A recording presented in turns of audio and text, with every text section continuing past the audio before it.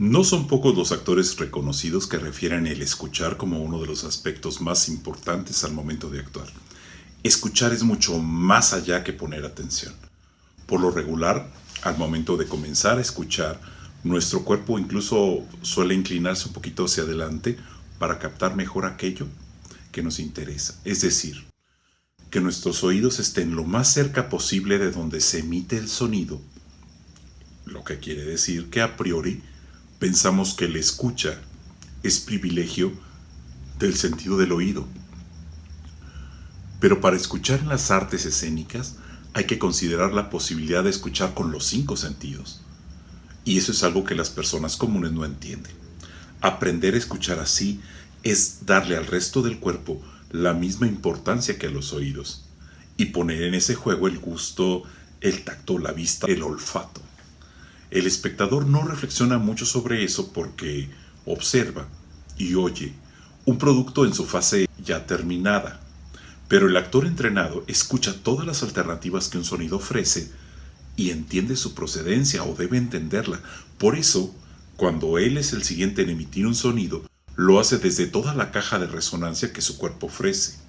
Pero ahí estamos hablando que ese diálogo es un juego de acción y reacción que sobrepasa el diálogo ordinario porque los actores son conscientes de los rebotes que una palabra ha dado en el cuerpo de sus compañeros hasta salir a escena.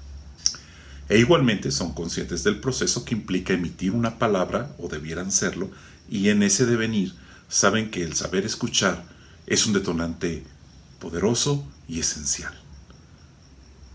Pero entonces, si aprendemos a escuchar en escena, estamos percibiendo en muchos niveles, o debiéramos. Cuando se aprende a escuchar así, ya no solo escuchas a tus interlocutores, sino oyes tu propio cuerpo y poco a poco sabes que las palabras desencadenan una emisión de sensaciones, un efecto dominó. Ya posteriormente no das la misma importancia a todas las cosas. Cuando empiezas a escuchar así, recibes muchos más estímulos y después das prioridad al que sea más adecuado para el juego de acción y reacción.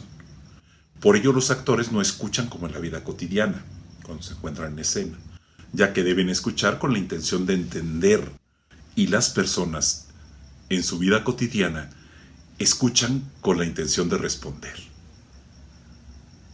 A los actores que no tienen técnica les resulta difícil dejarse llevar con plena confianza en los efectos de ese proceso de la escucha profunda. Al empezar a actuar, la preocupación se centra en la siguiente frase o en la siguiente acción. El actor que sabe escuchar es más creíble y su seguridad como personaje es más sólida, pero, repito, insisto, recalco, subrayo, porque lo he visto mucho, a todos nos da un poco de miedo olvidar nuestro texto. Y lo malo es que eso nos impide escuchar lo que ocurre en escena, y eso refuerza más el peligro de no atender los estímulos que recibimos, pues nuestra mente está tratando de recordar, y eso, lo siento mucho, eso no es actuar. Recordar no es actuar. Otra cosa que ocurre con frecuencia es que los actores que solo esperan turno para decir su diálogo piensan que el personaje existe solo cuando tienen texto.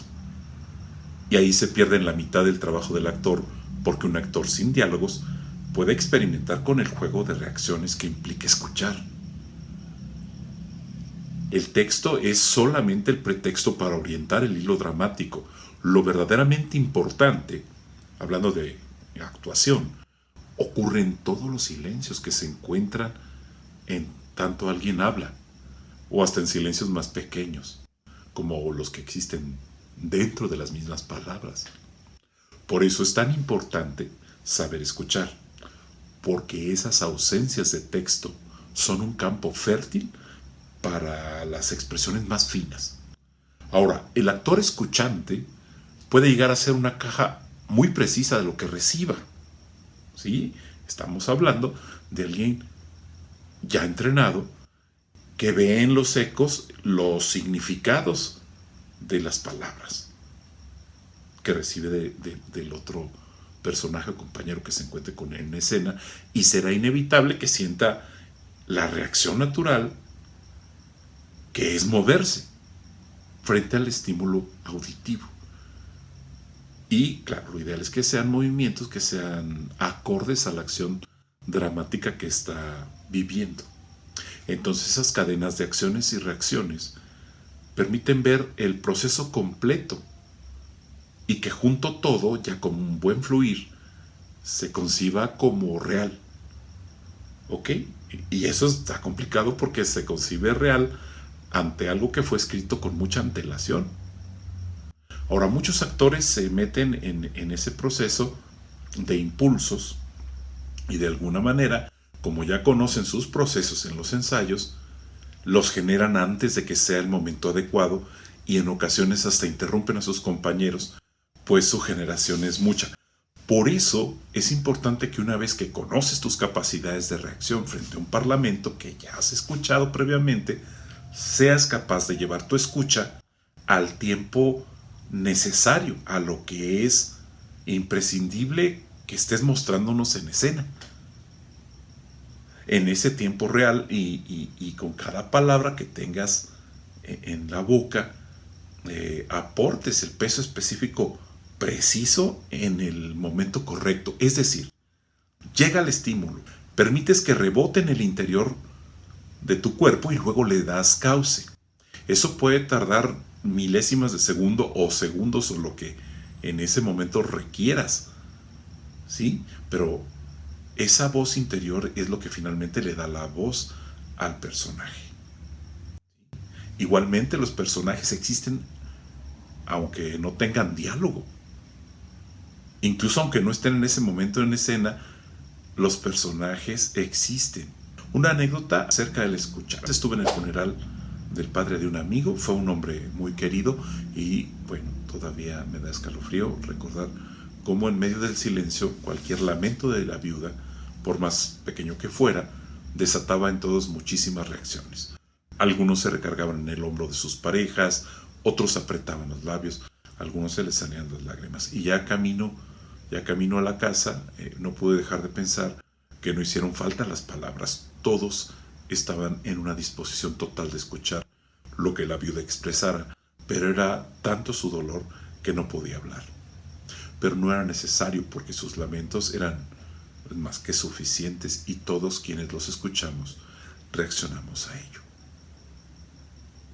¿Ok? Decía el filósofo y historiador Plutarco, para saber hablar es preciso saber escuchar. En el caso de los actores esto se lleva a niveles muy, muy profundos. Nos vemos en clase.